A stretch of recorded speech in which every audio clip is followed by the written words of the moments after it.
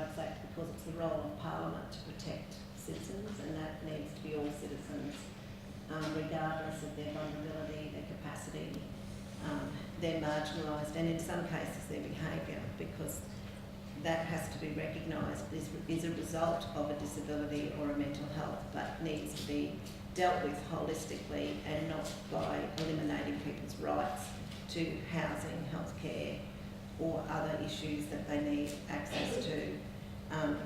I'd like to reiterate everything you said about the over-representation of Indigenous people in all aspects of poverty, homelessness, not getting access to services. I don't think it's the role of policymakers to be the protectors and guardians of who accesses services. They should be enacting policy that is legislated and is grounded in human rights. And we have moved away in Queensland and nationally from accepting that human rights are a critical aspect of a democracy, that they are the responsibility of our elected governments, and that it all depends on the behaviour of the person as to whether they access the resources that they are entitled to.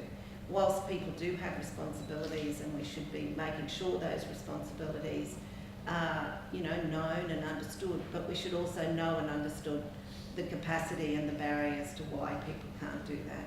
Certainly, we wouldn't have needed so many inquiries into past abuse and neglect, the stolen generation, the issues around wages, which affected the Indigenous people as well as children in out-of-home care from poor Australian families, British child migrants, where it's taken generations of inquiries for people to get justice, and policy alone doesn't really achieve that one set of rights for one family member is balanced against the rights for another. And we see that in child protection every day for the last few years, where the rights of a child is put as paramount, but the rights of the child to the family and the resources that every family needs to be able to raise a child are just discounted. That doesn't get to be part of the equation. So we let the system off the hook and we blame the individual for not being able to make good decisions. And I mean, the ultimate betrayal is when women have their children taken off them because they are victims of domestic violence, and they are judged as being a poor parent because they didn't protect their children, when we've seen all week that our whole law and order and policing system doesn't protect and has inadequacies, in which we all need to improve. And we need to improve mainly by working together. But if every time we looked at, and it's an important issue, that every time there is legislation that is passed for greater integration of services, that it is looked at against a test of human rights, that we can't just override people's rights and say, but it's because we're working together, that we share information without having regard for people's privacy, the reason the information is shared, how it is shared, but making sure our systems are really adequate and professional and competent enough to create the safety and protect the rights of people, and particularly the most vulnerable.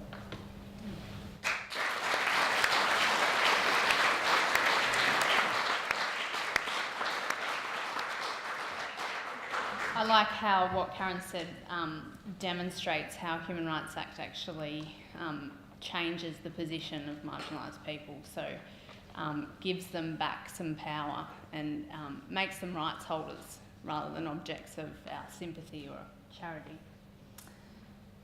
So Kevin, you're the Anti-Discrimination Commissioner. We have an Anti-Discrimination Act in Queensland. It's a form of human rights protection. I'm wondering whether you're aware of situations or complaints that have been made to the Commission about issues that could properly be described as human rights issues, but that can't be considered by the Commission because they're not considered to be discrimination. Yeah, thanks, Amy. I too would like to acknowledge the traditional owners of the land that we gather here tonight for this very important conversation, and acknowledge all the ministers and parliamentarians and the Speaker of the House. Firstly, we, under the Anti-Discrimination Act, we have a comparator measure, and for young people with disability who are forced or because of no other alternative live in an aged care facility, there's no comparator because other young people without disabilities are not forced to live in an aged care facility. And this is very close to my heart, because at the age of 22, that's where I was told I should live, because I had aging grandparents. But by the grace of God, family and friends, I was able to escape that horror movie. But so many people do not escape that, and their lives are wasted. It's just a pure waste of a human being's life, and it's one of the greatest breaches of human rights to deny the fundamental liberty to live with who you choose and where you choose. The second is around couples continuing family life in aged care facilities. Many older people, when they become frail and they go into aged care facilities, are forced to live in separate rooms. Imagine after 50 years of sleeping in the same bed with your partner, you are no longer allowed that luxury or that right for that familiarity and comfort, and your relationship is being destroyed. And that is another breach of human rights. And the third one I'll talk about is in relation to young people. I've just become aware that there's a thing called a mosquito device. And this is not the rights of mosquitoes. This is a mosquito device was developed in Wales or Scotland, where it's basically a high frequency pitch that is only able to be audible to 25-year-old and younger. And it's been used to stop the gathering and association of young people in public parks and spaces. And it becomes irritable, and it's intended for them to move on. That is a breach of a right to association in a public space.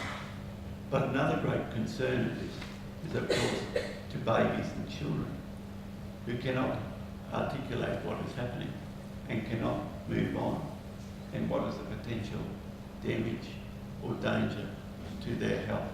This is an assault, but we don't know where they are, how many people might be utilising them, councils or shop owners. And I think with a Human Rights Act or a Charter of Rights, these issues would allow us to have conversations about these very important things and to make legislation. And as Shane picked up, we can have good legislation, but the implementation of that legislation is equally important.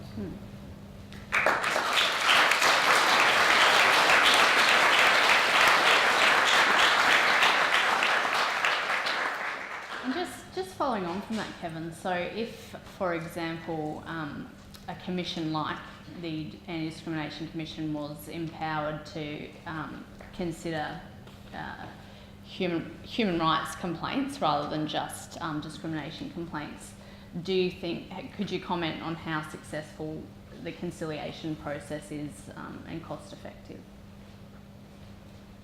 Well, going on our current conciliation rate this financial year, we're doing about 70%, but going over a full year, it's around 55% or a bit higher. Yeah. And so the conciliation rate is a very important conciliation process, I should say, is a very important process for getting the parties together and educating empathy. And it's educating sometimes both sides, and that can ensure there is change happens. One of the things currently, if we conciliate an outcome, that's then a private agreement, and that remains private. One would hope, perhaps, when we look at the detail of the Human Rights Act, particularly when there is important systemic agreements are reached, how can we make public good out of private conciliated outcomes? And so I think it is an important question, and conciliation is an important process to be considered in the Human Rights Act. Yeah. And I know that in Victoria, for example, there is an investigative power. So I think it's the Ombudsman has the power to then investigate systemic issues. So that could be, broadening of the Anti-Discrimination Commission's role and giving investigative powers to look at systemic breaches as well. We now have a short, don't worry, we're not finished with our panellists, but we just have a short video presentation that's been put together by Speaking Up For You, which is a disability advocacy group based here in Brisbane. Benita Benierski, who put the presentation together and who's the advocate featured in the presentation, is just going to introduce us to it.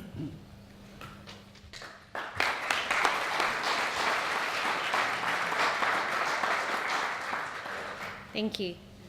As a non-government individual advocacy organisation for adults with a disability, SUFI works with some of the most vulnerable people in our community in the Brisbane and Moreton Bay area. For 29 years, SUFI has been advocating for people whose fundamental needs have been neglected, who have been at risk of being abused and mistreated, who have been discriminated against, whose basic rights have gone unmet. Working within the framework of the social advocacy principles and the Convention of the Rights of People with Disability, SUFI's advocacy protects and defends those vulnerable individuals, addresses the injustice they have experienced, and works towards making positive and sustainable differences to their lives. Young people forced to live into aged care facilities to have their housing and support needs met is a significant issue that places people with a disability in extremely vulnerable situations, and is an issue SUFI has been advocating against for many years. In recent times, however, it seems, despite the recognition and agreement that aged care facilities are not suitable for young people with a disability, more and more young Queenslanders are being told this is where they have to go to get their support needs met.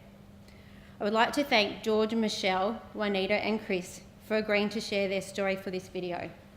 I'm very pleased that Juanita and George could join us tonight. Often the individuals SUFI advocate for are unable to tell their stories in such forums due to not having a voice, circumstances not allowing it, or not being given the opportunity. But what I have found is that hearing from the people themselves who are directly affected is extremely powerful and compelling. Thousands of young Queenslanders with a disability are affected by this issue, currently living in aged care or being forced or pressured to move into residential aged care because they're being told there is no option. They have no choice. Tonight you'll hear the story of 4.